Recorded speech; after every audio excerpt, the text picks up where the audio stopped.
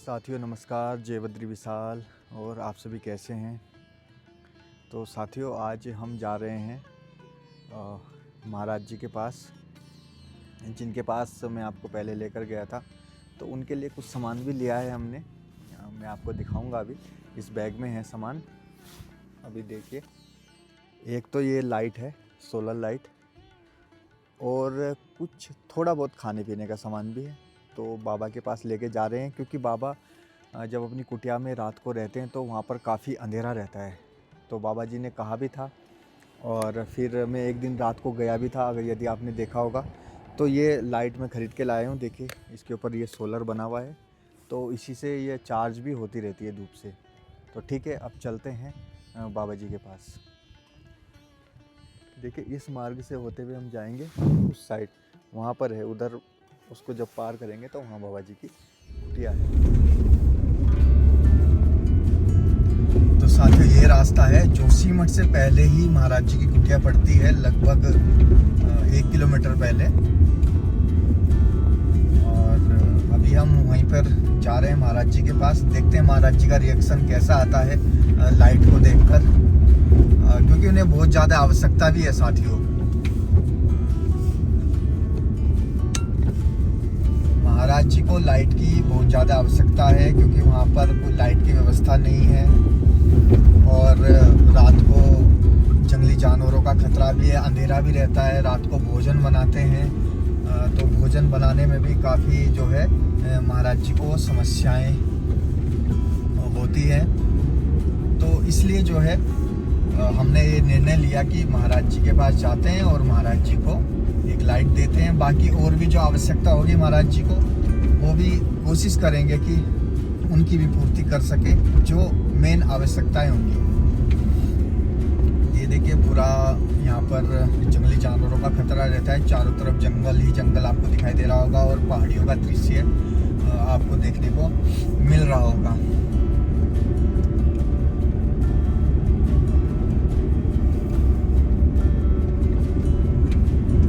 साथियों, यहाँ पर जो है जोगी धारा है। ये देखिए, यहाँ पर लिखा है श्री ज्ञान गंगा ज्योतिर्मठ, और ये जोगी धारा है। तो महाराज जी की कुटिया बस यहीं पर है। ये ज्ञान गंगा जहाँ पर लिखा है, और आ गई महाराज जी की कुटिया। ये देखिए, ये है। देखिए साथियों, ये जहाँ पर ये झंडा लगा है ना, मैं आपको जूम करके दिखाता हूँ। ये देखिए, ये वाली कुटिया है महाराज जी की। तो अभी गाड़ी को साइड में लगाते हैं और मिलते हैं महाराज जी से। तो साथियों, अब मैं पहुंच गया हूं और जा रहा हूं।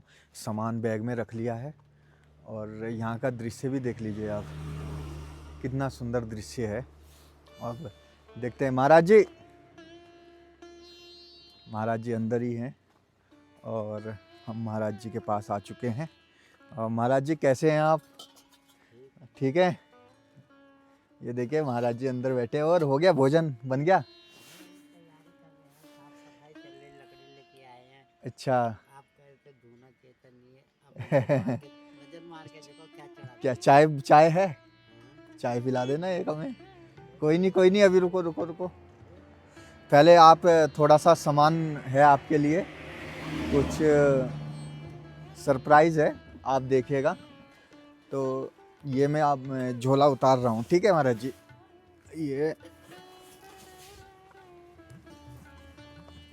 ये देखिए, आप खोलिए इसको ज़रा।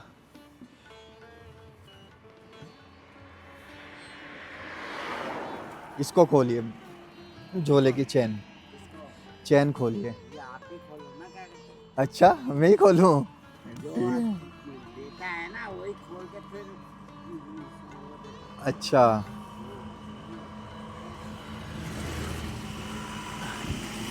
तो अच्छा, ये आप तो बोल रहे थे कल बनाऊंगा। क्या? ये कल बनाऊंगा। करेले हाँ। अब तैयारी हो रही है इसकी। अच्छा, अभी आलू बॉईल करके रखिए। ये रखिए। सबसे पहले तो आप, ये आपका जो है ना, ये है, ये लो महाराज जी। सबसे पहले तो ये लीजिए आप, ये पकड़िए पहले। इसमें देखो क्या क्या है। पहले तो आपके मतलब की चीज़ है इसमें। इसमें देखो, ये इसमें चीनी है, रस है, चावल है, दाल है, दाल है और 2 पैकेट रस के भी हैं, ठीक है, ताकि ये जो है ये आपके चावल नन्हे है, मुन्ने ये भी खा लें। दूध, हाँ अभी खिलाएंगे। अभी इनको खिलाना। और ये लो आप, जिसकी सबसे ज़्यादा आपको ज़रूरत थी ना, ये है देखिए, आप जो मुझे बोल रहे थे, ये देखो,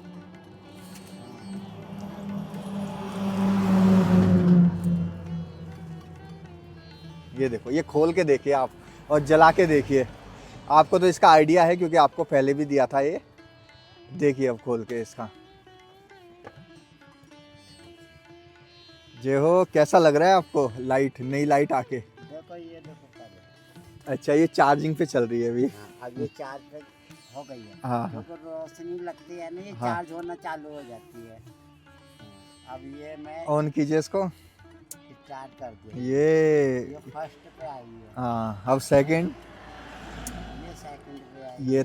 थर्ड, तीसरे पे, फिर इसके बाद चौथा नंबर, 5वां नंबर, इसके बाद भी है, बस ये लास्ट है ना। अरे इससे पूरा जो है ना कुटिया में, हाँ खोलना और अरे पीछे पीछे रखना। ये लास्ट है। लेकिन बहुत ज़्यादा रोशनी है इसकी, हाँ, पूरी कुटिया में जो है ना आपके उजाला उजाला हो जाएगा रात को। और कैसा लगा महाराज जी आपको? अच्छा है। अच्छा, चलो ठीक है, पहले चाय पीते हैं फिर आपसे वार्ता करेंगे, ठीक है? बंद कर दो। हाँ, इसको बंद कर दीजिए, रात ही को जलाना और हल्के वाली जलाना ताकि बैटरी ज़्यादा देर तक चले। ये देखो, ये जो है ना, जी, ये देखिए ये चार्ज हो रही है, देखिए अभी मैंने सोलर पे मैं हाथ रखूंगा, ये देखिए बंद हो गया और ये चार्ज शुरू हो गया। हल्की रोशनी से भी चार्ज हो जाती है महाराज जी। हाँ, वही तो हाँ। इसका सिस्टम है हाँ ना। ठीक है महाराज जी। अब ये देखो, ये टंग गई इधर, ठीक है। अब ये हो गई लाइट बंद, ठीक। हाँ ये चार्ज नहीं हो रही है। अब और अगर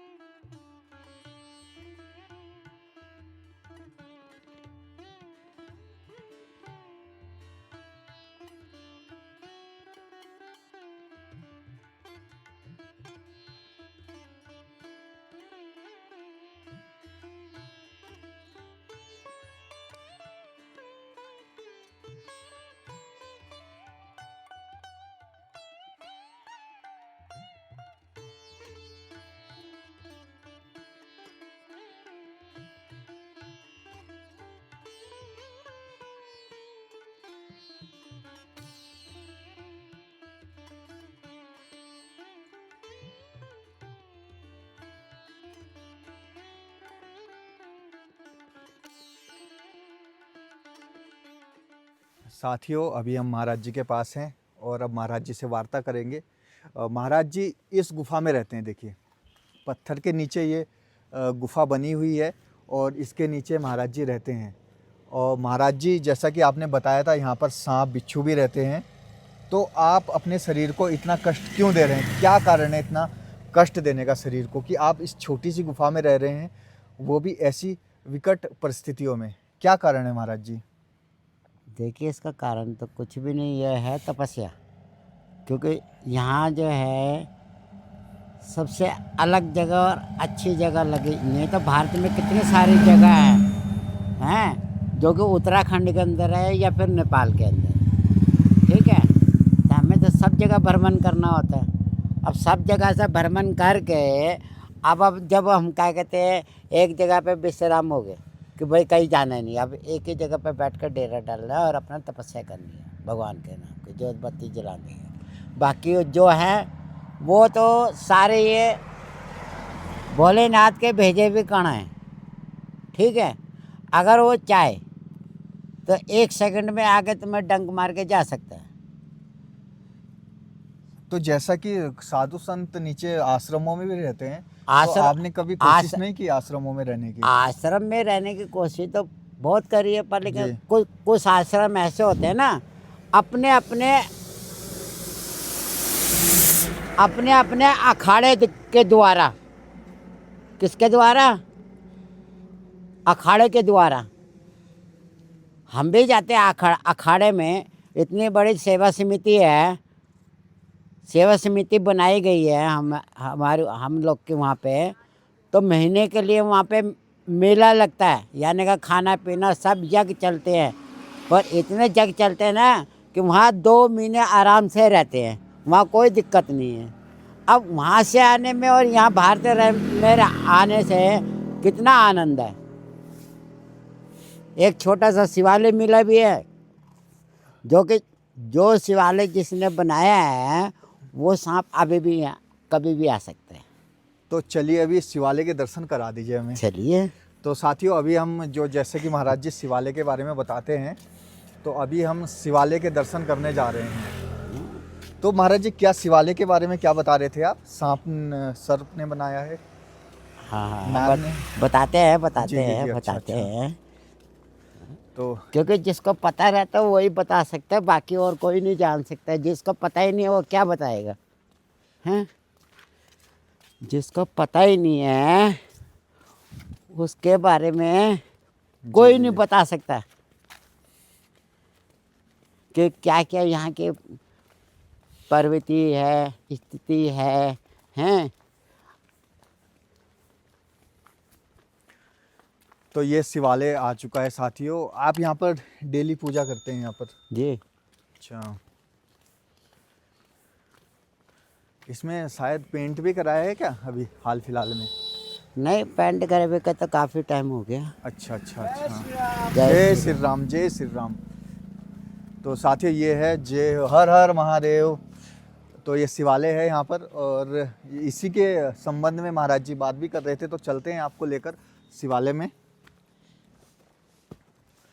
तो ये है शिवालय। तो महाराज जी बताइए यहाँ के बारे में आप हमें, शिवालय के बारे में। यहाँ के बारे में ऐसा है जी कि जो पढ़ा भी होता है जी, वही सारे कार्य करते हैं। अच्छा। बाकी जिनको पढ़ा लिखे नहीं है उनको क्या पता कि स्थिति किस समय कैसी आ सकती है। जी हैं?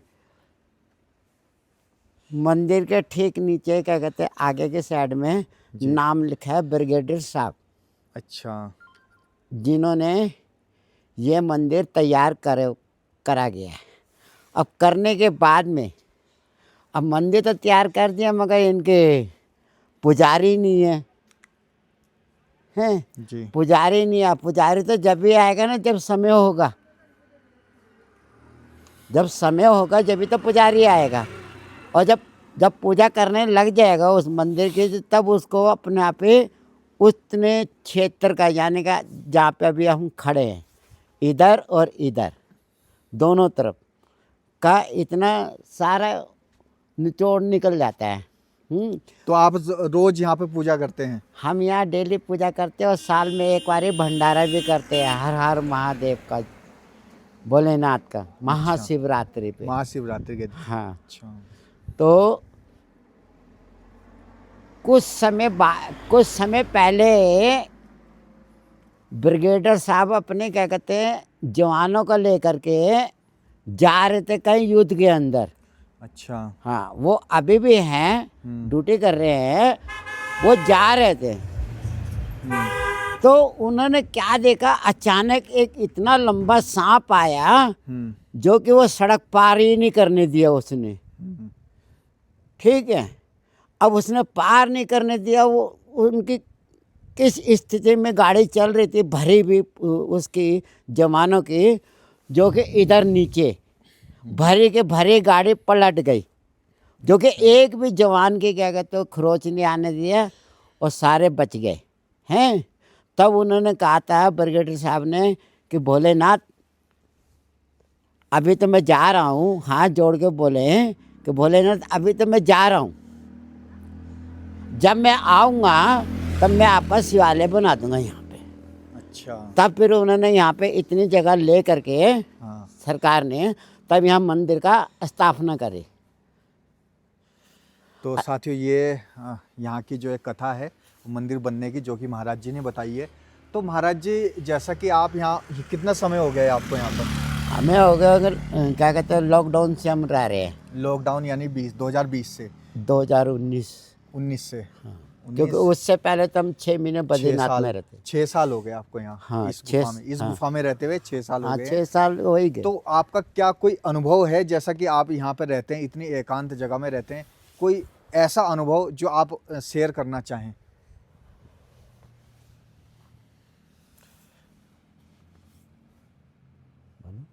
कोई अनुभव? अनुभव है कि यहाँ की जो ऐसी स्थिति है तो यहाँ के बहुत बढ़िया है। और जो कि जिसको अगर किसी को व्यक्ति को कोई बीमारी होती है, जैसे शुगर हुआ, पथरी हुआ, तो इसके लिए आयुर्वेदिक जड़ी बूटियों का भी यहाँ पे मिलती है। मिलती है। मैं ये पूछना चाह रहा हूँ आपसे महाराज जी, माफ़ कीजिएगा आप, कि यहाँ पे जैसे आप क्या साधना तपस्या क्या करते हैं, आप पूजा पाठ क्या करते हैं आप यहाँ पे गुफा में? पूजा पाठ भोलेनाथ की पूजा पाठ है, धूना चेतन रहता है। आप जाके देखिए तो क्या कहते हैं, धूना जलाते हैं, तपस्या भी करते हैं, हाँ, ध्यान भी करते हैं। ध्यान भी तो करते हैं। मैं आपसे पूछना चाह रहा हूँ कि ध्यान करते वक्त, जैसे कि आप इतने सुनसान क्षेत्र में रहते हैं और इस गुफा में रहते हैं, तो ध्यान करते वक्त कोई ऐसा अनुभव, अनुभूति आपकी जो आप शेयर करना चाहें हमारे साथ?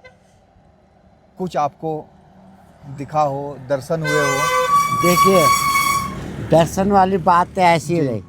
अब अगले महीने जनवरी का चल रहा है जी। और इस समय जनवरी फरवरी के महीने में यहाँ पे ऐसा बर्फ़ का क्या कहते छत्र छाया होती है, जो कि पूरे भारत में कई कई जगह पे होती है ये क्षेत्र। तो इन जगह में तपस्या करने में भगवान की लगन लगी रहती है।